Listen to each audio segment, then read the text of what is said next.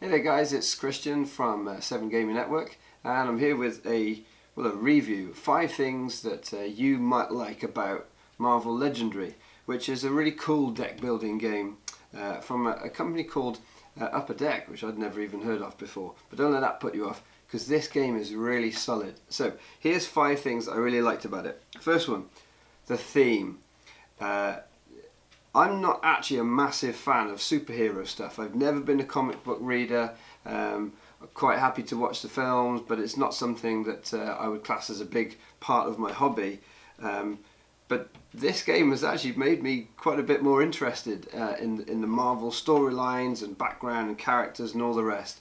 The theme in this is simply brilliant. If you like a game where it really comes to life as you're playing it, it's really playing out in your imagination. Wow, this is really it. If you've seen Marvel films, you'll be playing out scenes in your head and sticking the characters in and sticking in the locations. It really is a huge amount of fun with the theming. I mean, in terms of some of the cards that really stand out, there's some brilliant ones. Whether you've got things like Venom devouring bystanders to fuel himself up, or the Punisher clearing out some of your crappier sort of ally cards that you might have in your hand, because of course the Punisher would be killing off your little recruit guys, wouldn't he? There's absolutely loads of theme oozing through every part of this game. It's really nailed on and brilliant here. The second thing that you might really like about this game is the combos.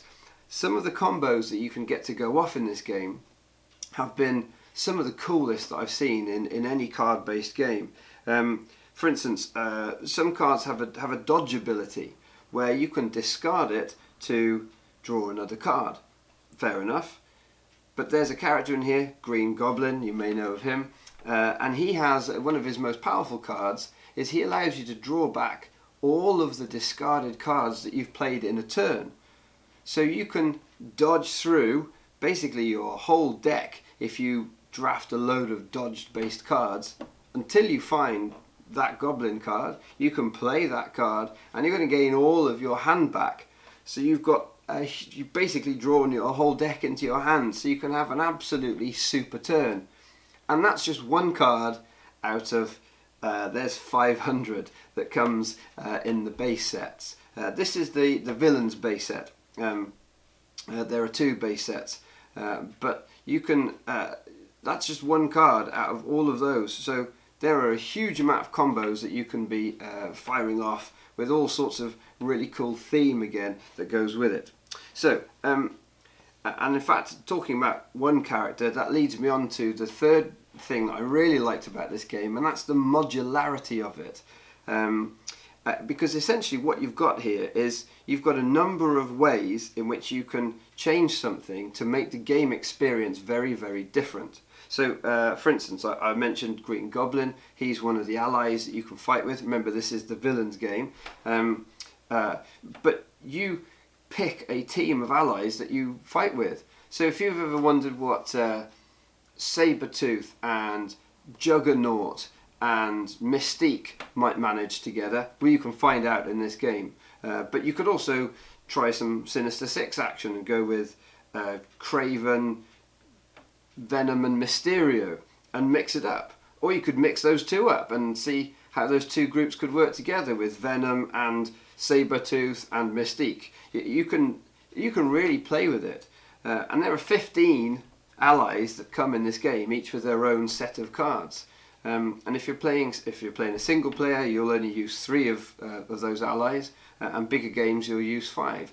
So the combinations that you can have, and that's just of the allies, because you also have the adversaries that you could be fighting against, and they come in groups. You could be up against the Avengers, you could be up against Uncanny X-Men, you could be up against the Defenders or Marvel Knights, or I think there are 8 different, or 6 or 8 different groups that come in this game set. And then there's all the backup adversaries as well. Those are the more sort of generic types, like Asgardian warriors or cops. You might just literally have cops coming in to spoil the day in terms of the adversaries. You've also got the commanders. There's 5 different commanders. They radically change the game. that's the main character that you're trying to defeat.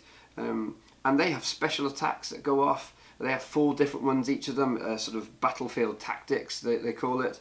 And there's 5 different ones that come in this set. You've got the plot, which is really the scenario. And these are many and varied. Everything from they're trying to crush Hydra. This is essentially the scheme or the plot that the main commander is trying to see through. Some of them might be capturing your allies, and you have to break them free, and they get guarded by cops. Some of them might be constantly resurrecting the heroes that you managed to defeat, and they're coming back and overrunning the city. There's 8 different plots that come in the game. So the modularity that you've got here is enormous, and you can just change one of those things and it can create a really quite different game experience. So if you only need to change one ally, and the things that you can do and the combos that suddenly become available really change up from just changing that one ally. If you change something like the adversary group that you fight against, that makes an enormous change and for a very different game experience. So it's brilliant, absolutely fantastic. I love that. It's probably one of my biggest things I liked about this game. 4, expansions, going on quickly. There are loads of expansions to this. This actually is an expansion, a standalone expansion, the Villains expansion. But there's Dark City, there's Secret Wars, there's Guardians of the Galaxy, which has got lots and lots of thumbs up. Deadpool is just about to come out. And in each of these sets, new commanders, new plots, new allies, new adversaries, new lots of things. Okay, there's lots of potential for this staying fresh and interesting with loads of new things going on. And finally, the thing I really liked about this as well is the superhero theme, of course, is very accessible. This isn't the simplest game, but it's really not particularly complex. And if you feel like you're a fairly competent teacher of games, I can actually see this being used as a gateway game. Probably not with kids, but maybe with people who are pretty switched on. This theme is going to draw people in. And if people have never played a deck building game before, it's not the most difficult concept for you to teach.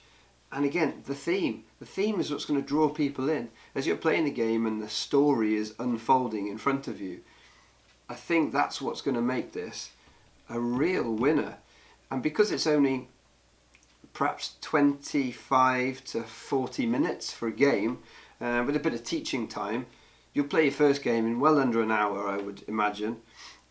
And then you can reset, go again, and that next game is probably only going to take half an hour. And in a couple of hours, you can get in 2 or 3 games, I would imagine, quite happily, even with teaching time. That's going to create a really good game experience for people, with a couple of different stories, and you can try changing things up in those 3 games, and they're getting to experience the game and how good it really is. So anyway, there's 5 things that I really liked about Marvel Legendary, yeah, go get it, it's brilliant.